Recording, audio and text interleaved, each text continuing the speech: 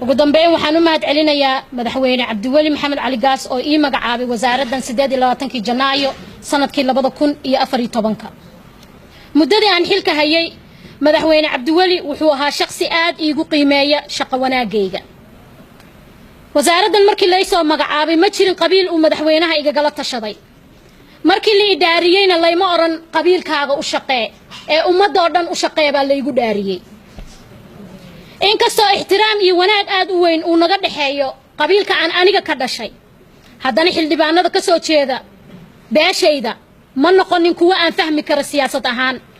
waayo marka aad rabto inaad u shaqayso dhammaan bulshaweynta guud ee reer Puntland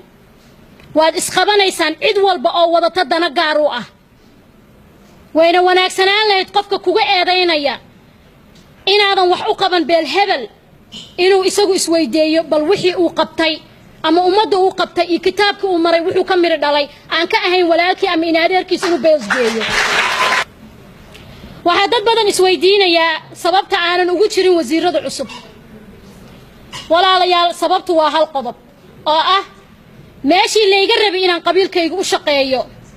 ayaan u shaqeeyay dhammaan dadweynaha reer Puntland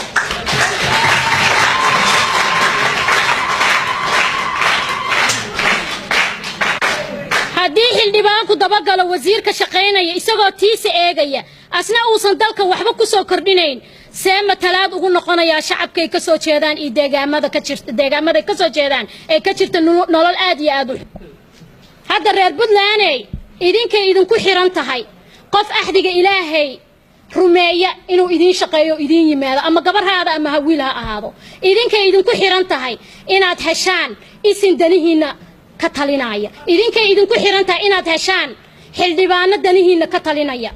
waayo xildhibaanka ku dagaalamaya wasiir anoo kale inaan shaqeeyo waa xildhibaan doonaya jeebkiisa waxa ku dhacaya